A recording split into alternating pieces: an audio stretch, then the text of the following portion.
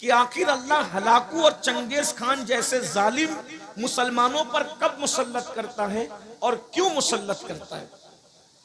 ये बात याद रखना, मुसलमानों पर अल्लाह जालिम कभी मुसल्लत नहीं करता, क्योंकि वह अपने बंदों से 70 माहों से ज्यादा प्यार करता है। जब मुसलमान बिगड़ते हैं, जब मुसलमान आवारा गर्दी करते हैं जी, जब मुसलमान पाप करते हैं, जब मुसलमान अल्लाह की नाफरमानी करते हैं, जब मुसलमान मस्जिदों को वीरान करते हैं। सरकार गौसे पाक ने जब पर्दा फरमाया, गौसे पाक के पर्दा फरमाने के बाद मुसलमान बिगड़े, बगदाद के मुसलमान खास तौर पे बिगड़े। बहुत दौलत दी अल्लाह ने, बहुत माल दिया अल्लाह ने, बहुत कुव्वत दी अल्लाह ने, बड़ी हुकूमत दी अल्लाह ने, तो मुसलमान कैसे बिगड़े।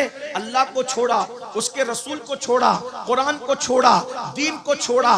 एक एक मुसलमान इतना पापी हो गया था कि 300-300 लड़कियां उसके घर में गाना गाने वाली थी और 800-800 लड़कियां उसे शराब पिलाने वाली थी।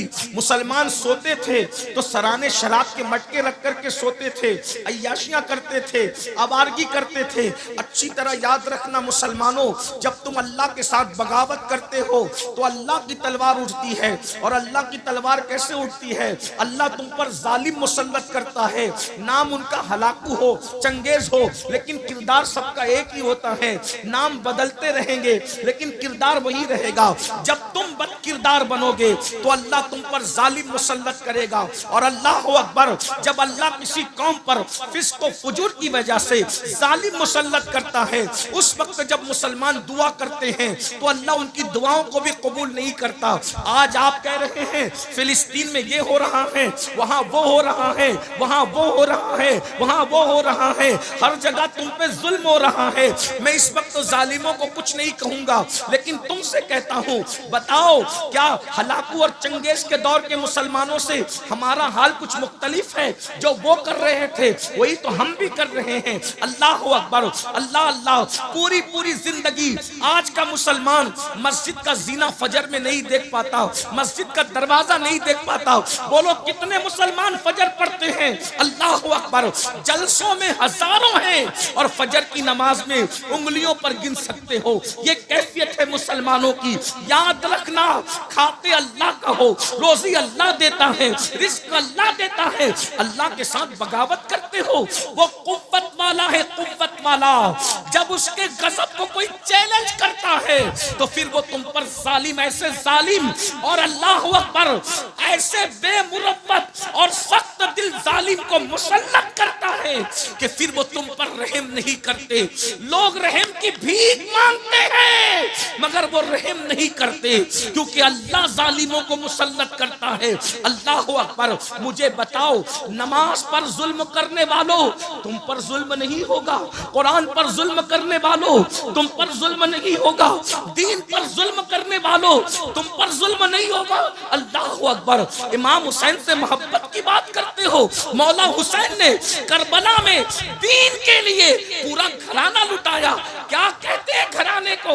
अरे घराना किसे कहते हैं? जवान बेटा लुटाया दीन के लिए, 6 महीने का मासूम लुटाया दीन के लिए, उनकी बेटियां, बहुएं, बीबी, अल्लाह अकबर, बहने, उनके दुपट्टे लूटे गए सिर्फ इसलिए कि उनके दुपट्टे लूटेंगे तुम्हारा दीन बच जाएगा, हमारा दीन बच जाएगा। हमने कोई परवाह की? हमने तो खूने हुसैन को शरबत और खिचड़े पे तौलने की कोशिश की। याद रखना, अगर एक छोटा सा घरौंदा कोई बच्चा बनाए और उसका बाप उस घरौंदे को तोड़ दे तो बच्चा भी अपने बाप से नाराज हो जाता है, मेरा बनाया हुआ घरौंदा क्यों तोड़ा, क्योंकि मैंने बहुत मेहनत से मिट्टी लाई थी। बच्चे के बनाए हुए घरौंदे को बाप लात मार के तोड़ दे तो बच्चा भी बाप से नाराज होता है कि आपने मेरी मेहनत को तोड़ दिया। बताओ सुन्नियों, जब तुम इमाम हुसैन के नाम के नारे लगाकर मस्जिद को वीरान करते होंगे तो इमाम हुसैन की मेहनतों पर सवालिया निशान खड़ा होता होगा, तो करबला में इमाम हुसैन कितना बेचैन होते होंगे। नहीं लगता आपको? आपके बच्चों की मेहनत को आप घरौंदे की शक्ल में तोड़ दो तो बच्चा तड़पता है। इमाम हुसैन के लाडले की शहादत को जब तुम भूलते होंगे, दाढ़ियां मुंडाकर गटरों में फेंकवाते होंगे, तो उस वक्त इमाम हुसैन के दिल पे क्या गुजरती होगी।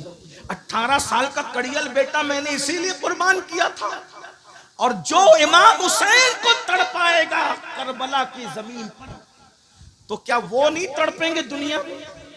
आज क्यों तड़प रहे हो? हमारी दुआएं भी कबूल हो पा रही है?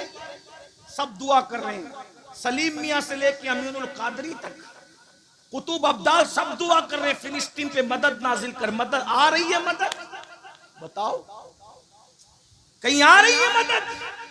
क्यों? तुम नबी और आले नबी को मजार में तड़पाओ अपने किरदार से, और फिर सोचते हो कि तुम्हारी जिंदगियों में बहारें आ जाए। मुमकिन नहीं है। जब कोई लड़का किसी लड़की के कंधे पे हाथ रख करके उसको पार्क में ले जाता होगा बदनीयती के साथ, तो इमाम हुसैन के दिल पे क्या गुजरते। हम किसी मुर्दा हुसैन को नहीं मानते, हम जिंदा हुसैन को मानते। वो और लोग होंगे जिनका कोई हुसैन मर गया। हम सुन्नियों का हुसैन जो इब्ने अली है, वो ऐसा जिंदा है कि हम ये महफिल कर रहे हैं इस तसव्वुर के साथ कि अमीन और सलीम कुर्सी पर बाद में आके बैठे हैं। जिसकी महफिल है वो हुसैन पहले से आया। सुभान अल्लाह, सुभान अल्लाह। नारे तकबीर, नारे रिसालत, मसलके आला हजरत सैयद अमीनुल कादरी साहब क़िबला। और वल्लाह ये मैं कोई लफ्ज़ी नहीं कर रहा हूँ। ले आओ किसी आंख वाले को जिसको खुदा ने दिल की आंख दी है। हुसैन की जलवागरी ना हो तो गुलाम।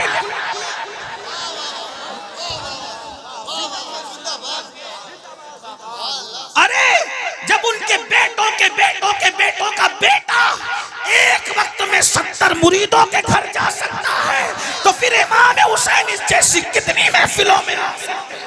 अरे तुमने इमाम हुसैन को समझा क्या है? हुसैन उस हस्ती का नाम है जो जब चाहे जहां चाहे अल्लाह के इज़्न से रूहानी तौर पर तशरीफ ले जा सकते हैं। आप इमाम हुसैन की ताकत को समझते क्या हो? फिर कोई कहेगा कि अमीनुल कादरी अगर इतने ताकतवर थे फिर शहीद क्यों हुए? मैंने कहा यही तो बात है, ताकत दिखाने नहीं गए थे बल्कि कुर्बानी देने गए थे। जब कुर्बानी देने जाना होता है ताकत नहीं दिखाई जाती, फिर सर रख दिया जाता है। फिर सर रख दिया जाता है इसलिए कि अगर ताकत दिखाएंगे तो शहादत का मर्तबा कैसे मिलेगा? और वो तो पाले ही गए थे शहादत के लिए। अब फर्क क्या है सुन ले।